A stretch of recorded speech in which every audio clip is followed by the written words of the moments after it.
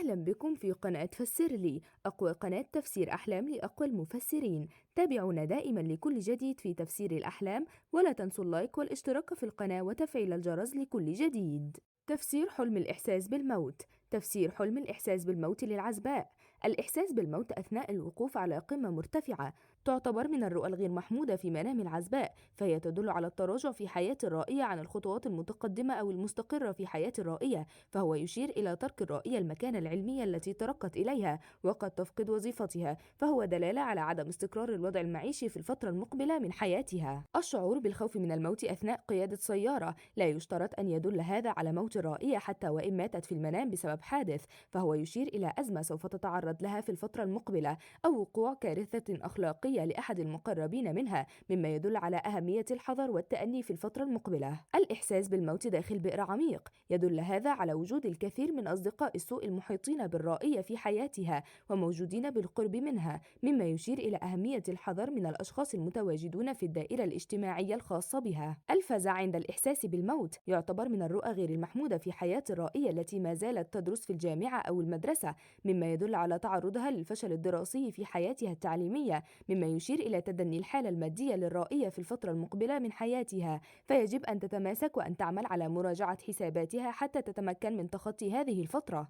البكاء الشديد عند الإحساس بالموت يدل هذا على أن الرائية ستصاب بمرض مزمن في الفترة المقبلة من حياتها، مما يعمل على تحذيرها من الإهمال في صحتها في الفترة القادمة، فلا بد للرائية من الالتزام بنمط حياة صحي وزيارة الطبيب من أجل الإطمئنان على نفسها. الخوف الشديد عند الإحساس بالموت ينعكس الخوف الشديد من الموت في المنام على الرائية بسبب الخوف الشديد الذي تشعر به في حياتها في الأيام الحالية، مما يدل على أنها لا تشعر بالأمان مع من حولها في حياتها، مما يؤكد على المعاناة الحقيقية التي ستعيشها الرائية في الفترة المقبلة، مما يشير إلى أهمية التقرب من الله في حياة الرائية. الإحساس بالموت وهي عارية يشير هذا إلى الحالة المادية السيئة التي تمر بها الرائية، مما يدل على كثرة الديون المطالبة بها الفتاة في الفترة الحالية من حياتها، وأنها لن تتمكن من سداد هذه الكمية من الديون. الإحساس بالموت بسبب حفرة بها عقارب. إذا رأت الفتاة أن هناك أحد الأقارب يضع لها عدد كبير من العقارب في حفرة حتى يجعلها تشعر بالموت، فهو يدل على سوء نية هذا الشخص تجاه الرائية، وأنه لا يريد أن تتقدم الرائية في حياتها مهما كلفه الأمر. الإحساس بموت الأب للعزباء يعتبر هذا من الرؤى المحمودة والمبشرة في حياة الرائية، فهو يدل على أن والدها سوف يتمتع بصحة جيدة في الفترة المقبلة والعمر الطويل له. تفسير حلم الإحساس بالموت للمتزوجة. الإحساس بالموت والتشهد. إذا قامت الرائية بالتشهد عند الإحساس بالموت في المنام يدل هذا على التمتع بفترة طويلة من الرخاء والسعادة في حياة الرائية الزوجية واستقرار الأوضاع الداخلية والسعادة الكبيرة في حياة الرائية مع زوجها. الخوف من الإحساس بالموت يعتبر من الرؤى المحمودة للمتزوجة والتي تشير إلى سماع الكثير من الأخبار الجيدة في الفترة المقبلة من حياة الرائية مع زوجها، واحتمالية قبول الزوج في أحد الأمور المعلقة المرتبطة بحياته القادمة، مما يدل على تمتع الحياة الزوجية للرائية بفترة من الرخاء في الفترة المقبلة. البكاء عند الإحساس بالموت من الدلالات المبشرة في حياة الرائية، فهو يدل على صلاح الأحوال بين الرائية وزوجها والتخلص من الكثير من المشكلات الصعبة التي تعترض حياتهم في الفترة السابقة، وأنها قد تقع في مشكلة ما ولكنها سوف تنقضي في وقت قريب بإذن الله. الراحة للإحساس بالموت يدل هذا على بشارة جيدة في حياة الرائية وفي علاقتها مع زوجها على وجه الخصوص، فهو يشير إلى تنبيه الرائية من ضرورة الاهتمام بصحتها في الأيام القادمة حتى لا تتعرض لما قد يتسبب في موتها. الفزع من الموت في المنام قد يدل هذا على قلة إيمانها بالله وضعف علاقتها مع الله، مما قد يشكل تأثير سلبي على حياة الرائية وعدم التمتع بالبركة في علاقتها الزوجية، مما يشير إلى أهمية أن تقوم الرائية بإعادة حساباتها مع الله وتوضيد علاقتها الدينية بالصلاة المنظمة.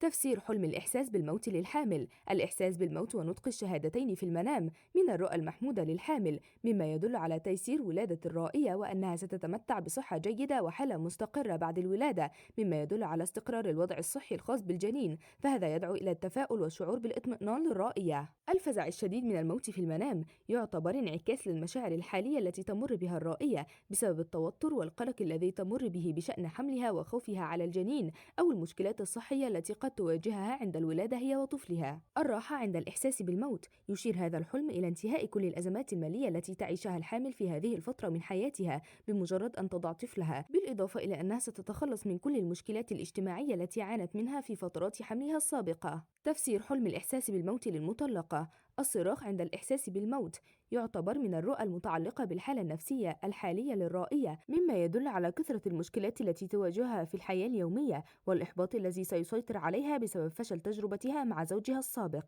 الإحساس بالموت في حجرة مظلمة: من الرؤى المحمودة للمطلقة في المنام هي أنها تموت ثم تعود للحياة من جديد، يشير هذا إلى دخول الرائية لفترة جديدة من حياتها من الرخاء والسعادة والتقدم في الحياة الاجتماعية الخاصة بالرائية، مما يشير إلى احتمالية دخول شخص جديد حياة المطلقة. الراحة عند الإحساس بالموت، يشير هذا إلى انتهاء الكثير من المشكلات التي تتعرض لها الرائية في حياتها في الوقت الحالي، وانتهاء الكثير من المشكلات التي كانت موجودة بسبب زوجها السابق، مما يشير إلى احتمالية عودة العلاقات بين رائية وزوجها السابق. تفسير حلم الإحساس بالموت للرجل: رؤية سكرات الموت في المنام تدل على أن الرائي يتعرض إلى الظلم في حياته، كما تبشر الرؤيا بقرب الفرج بعد أن يتقرب من الله مرة أخرى، مما يشير إلى تغيير حياة الرائي إلى الأفضل في الفترات القادمة وتحقيق الأهداف المعلقة. الإحساس بالموت أثناء الصلاة، يشير هذا إلى كثرة ما يقترفه الرائي من ذنوب ومشكلات اجتماعية وأزمات نفسية التي يمر بها الرائي، حتى أن التشهد عند الموت في المنام يدل على التوقف عن هذه الذنوب والتوبة الحسنة للرائي وصلاح حاله وتحسين علاقاته الاجتماعية. الفزع الشديد عند سماع كلمة الموت يعتبر من الدلالات الغير محمودة على خوف الرائي الشديد من مواجهة رب يوم الحساب، مما يدل على عدم استعداد الرائي لهذا اللقاء أو الموت، فهذا يشير إلى أهمية أن يقوم الرائي بتحسين علاقته مع الله قبل الموت دون الاستعداد له، ويجب أن يفيق من لذة المحرمات الحياة المنغمس فيها الرائي. الضحك عند الإحساس بالموت يعتبر من الرؤى المحمودة للرائي، فهو يبشر بانتهاء الأزمات التي يمر بها والبدء في فترة من الرخاء والسعادة والتوفيق في الكثير من الخطوات والأهداف المؤجلة. شكرا لكم على وصولكم إلى هنا، ونتمنى لكم أحلاما طيبة، ولا تنسوا متابعتنا للمزيد من تفاسير الأحلام والرؤى على قناة فسرلي.